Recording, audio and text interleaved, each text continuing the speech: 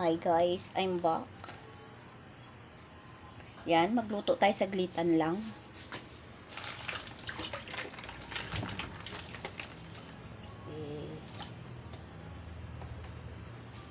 Diyan lang kayo, aray ko.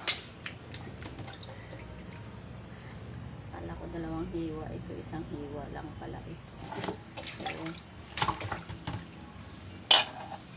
ito man ay hugas na.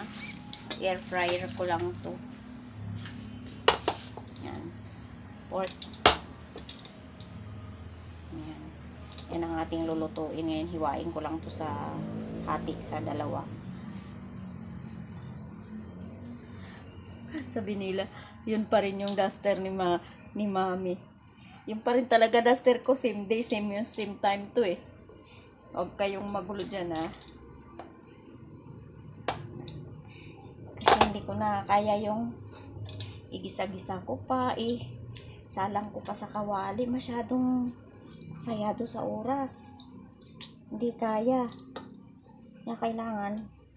Buti na lang yung mga anak ko, binibigyan nila ako ng mga saingan na tulad ng mga ganyang saingan. Pwede kong iwanan habang naliligo ka, habang may ginagawa ka pang ibang tasking eh.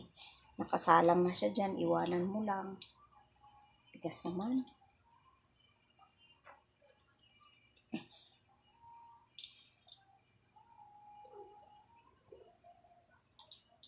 Pagtarin ko kaya to.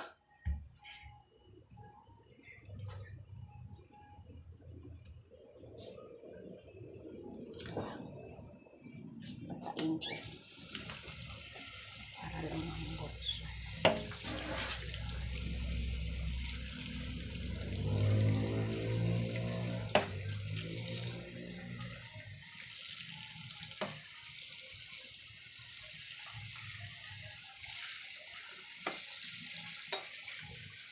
Sarap to pang ano. Pwede rin to sinigang. Kasim to kasi kasim. So may nagtanong, wala.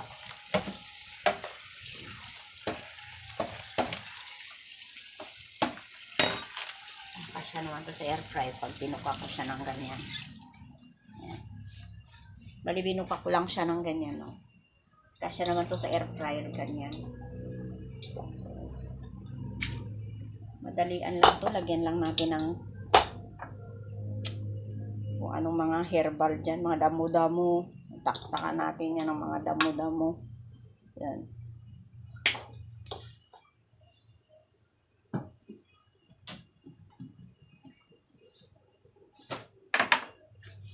Asin. Asin lang talaga siya, as in. Hindi na ako naglalagay guys ng kung ano-anong pang no MSG. Sorry. Natural hanggat maaari. Hanggat maaari, wala nang kung ano-anong pampalasa. Ganun talaga pag matanda na. Medyo ano na, ingat-ingat.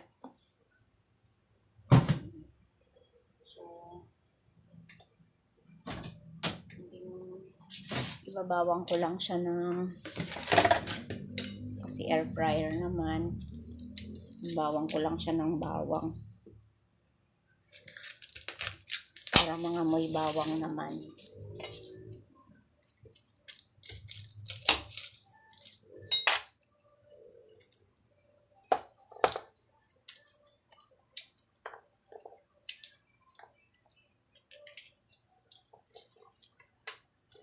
Bawang na halos isang maliit na buo.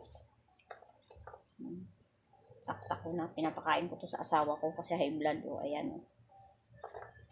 Hindi ko na siya dudurugin. Babalatan ko lang.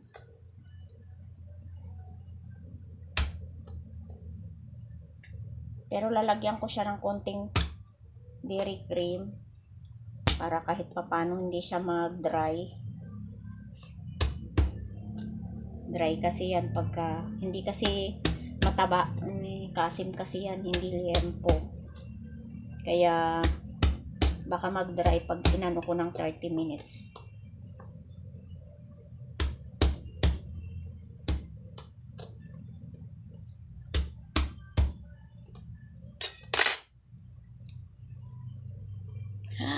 9 na. 9 o'clock in the morning, Philippine time. Ang pasok ko ay 9 din. Diyan lang naman sa harap. Yung salon naman na yun ay sa anak ko. So, kinuha niya ako bilang sa counter. Sa kaha. Ayaw niya ipagkatiwala sa iba. So, kaya 10 o'clock naman talaga. Kaya lang, pag napaaga ako, hindi ako nag-video-video pa kasi no. Yun. Yan ang nangyari. Sayang. Lahat pang hihinayangan natin. At pala dinirekta ko na siya doon sa lagayan.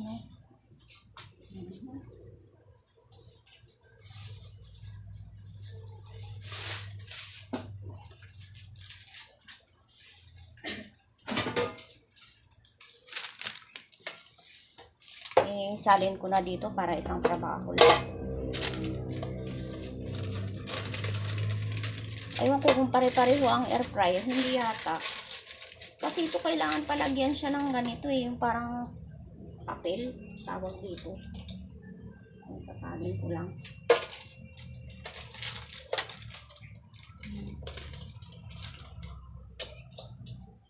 Diyan na rin yung bawang.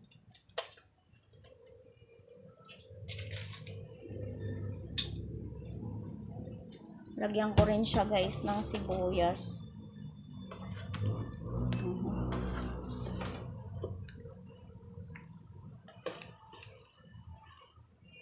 Kita ba? Ayan. Walang tayong sibuyas.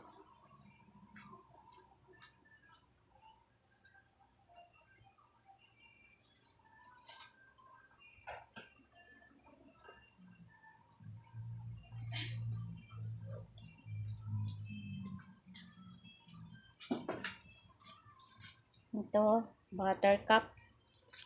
Shout out sa Buttercup.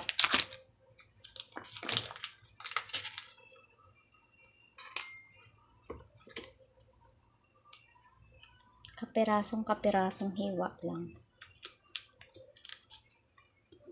Basta lang wag lang siyang mag-dry kasi kasim kasi siya. Kaya mas the more ang laman, baka pagka nag-in ito mag-dry. Pantayin natin yung bawang. Ayan. Tama na yung dairy cream na yan.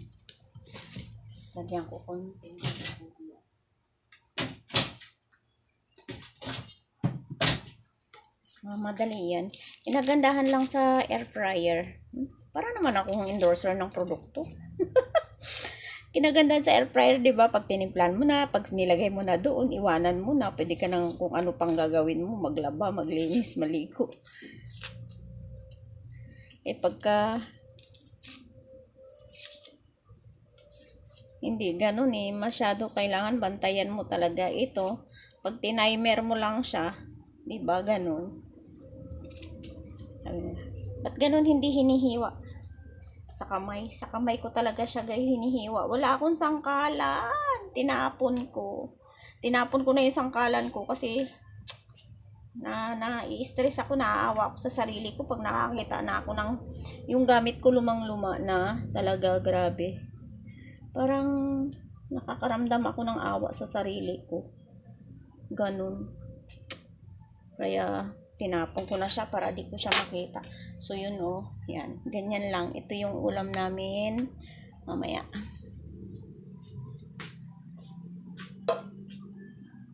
Yan, ganyan siya. May bawang, sibuyas, dairy cream, may kunting paminta, asin lang, asin, wala nang kahit bitchin, wala yan. Kahit bitchin, wala yan.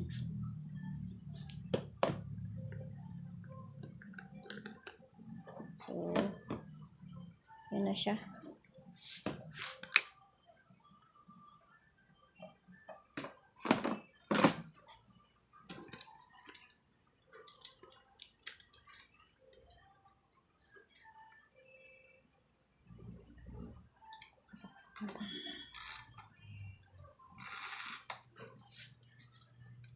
30 ko na. 25 minutes.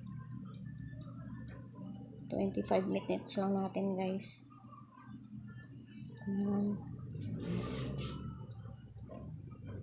Ayan, huwag nyo nang pansinin yung kalat sa paligid ko, ha. Ayan. Babalikan natin mamaya yan. Papakita ko sa inyo kapag luto na siya kung anong itsura niya. Bye-bye guys for now.